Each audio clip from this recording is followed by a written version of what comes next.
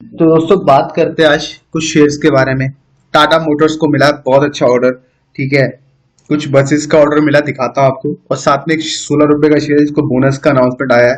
और नायका शेयर के टारगेट की बात करते हैं, क्योंकि आपको पता है बड़े फंड ने यहाँ पर बड़ा पैसा इन्वेस्ट किया 185 के प्राइस में। लेकिन आज न्यूज ये भी आ रही है कि एक दूसरे इंडियन फंड है, ठीक है, नाम उसका वैसे इंडिया में देखते हैं कि कौन सा फंड है, उसने भी बहुत तगड़ा वाला 500 करोड़ के आसपास की यहाँ पर ऑफलोड किया है माल।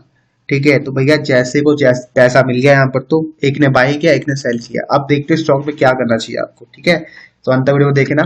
दिखाता हूँ आपको सबसे पहले टाटा मोटर्स की खबर से। तो टाटा मोटर्स को एक ऑर्डर मिला है 1000 बसेस फ्रॉम हरियाणा। ठीक है, हरियाणा रोडवेज से इनको अच्छा खासा ऑर्डर मिला है। अब इस वजह से स्टॉक का प्राइस भागेगा। देखो ऑलरेडी स्टॉक का प्राइस बहुत भाग चुका है, और रीजन हो सकता है कि ये लीक खबर लीक हो चुकी होगी। ठीक है, आप खुद देख सकते हो, मैंने कुछ स्टॉक को 399 के प्राइस में बाई किया था, और मुझे आराम से 7-8% का रिटर्न आ गया था। मैंने एग्जिट कर लिया पर्सनली। ठीक है, और देखो स्टॉक ऑलरेडी बहुत भाग चुका है। एक महीने में स्टॉक ऑलरेडी 7-8% भाग चुका है।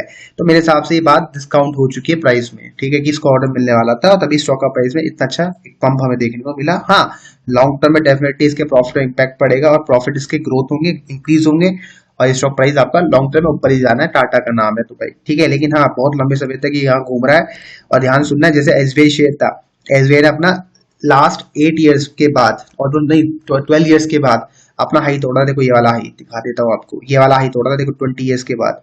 तो स्टॉक में बड़ी तेजी आई थी। ऐसे जैसे टाटा मोटर का हाई टूटेगा ना, 2008 से 12 का जो पीरियड है उसका हाई टूटेगा, ये स्टॉक है, बहुत बड़ी तेजी आएगी टाटा मोटर्स में। ठीक है, इसलिए नजरों में रखो टाटा मोटर्स। तो भैया one of the best candidate है, जो बहुत अच्छा रिटर्न देगा अगली बुल रन में। ठीक है, तो टाटा मोटर्स की खबर आउट हो चुकी है, मतलब ये खबर थी। अब बढ़ते अगली खबर की तरफ, जो है आपका पहली स्टॉक। ये आपको ऑलरेडी भैया 3:10 के रेशियो में डिविडेंड देने वाला है। ठीक है, और अब थोड़ा इसके बारे में बात करते हैं, स्टॉक के नाम के बारे में। तो ये देखो स्टॉक का नाम ये है, और ये ऑलरेडी बहुत अच्छा रिटर्न देख के जा चुका है।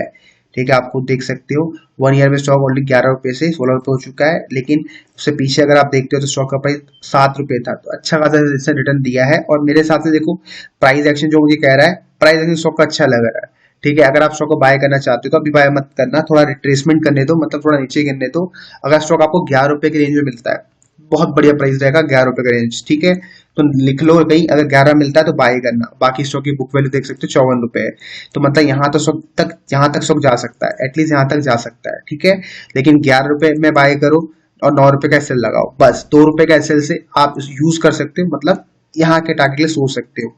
ठीक है, तो 11 रुपए से पहले तो बाय मत करना। 11 रुपए क्यों कह रहा हूँ, क्योंकि स्टॉक 11 रुपए आ सकता है, इसलिए मैं कह रहा हूँ। ठीक है, 11 रुपए आ सकता है, इसलिए मैं कह रहा हूँ वेट करो। डेट फ्री शेयर है, लगता है प्रॉपर्टी बिजनेस में, तो मतलब भाई सब कुछ यहाँ पर अच्छा लग रहा है।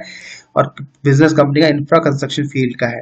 प्रॉफिट भी देख लेते हैं, तो छोटा मोटा प्रॉफिट आ रहा है, जैसे आपको पता ही है, लगा था प्रॉपर्टी बिजनेस में है।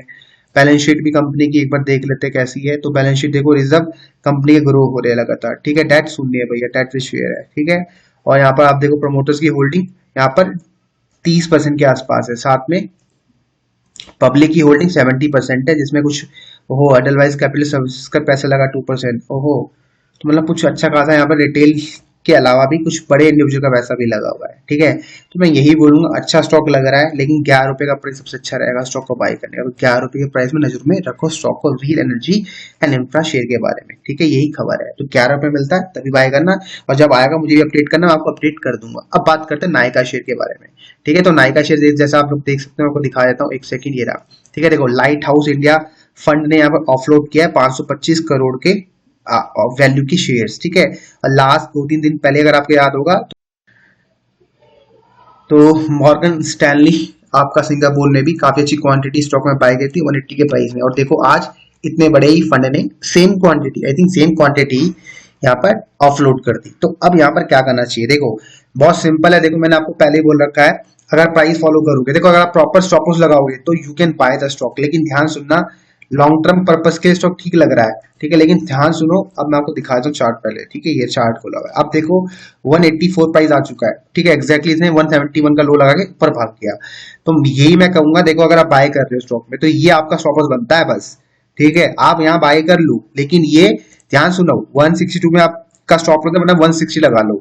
और 184 में आप बाय कर रहे हो, तो आपका जो रिस्क रिवॉर्ड रेशियो निकलता है, तो यहाँ पर आपका 22 रुपए का स्टॉप लॉस है, 24 रुपए का स्टॉप लॉस बनता है।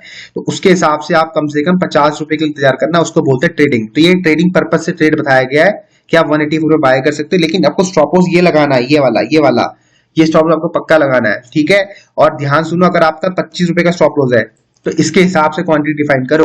अगर 1000 शेयर लोगे तो 25,000 का नुकसान है, अगर 100 शेयर लोगे तो 2500 का नुकसान है। तो ये डिफाइन कर लो पहले, जब भी कोई ट्रेड लो तो पहले सोच लो कितने रुपए का लॉस उसमें होने वाला है, क्योंकि बहुत सारे लोग ना प्लान ही नहीं करते कि भाई ट्रेड में कितने रुपए का लॉस होगा, प्रॉफिट के बारे में सोचते हैं, ठीक है।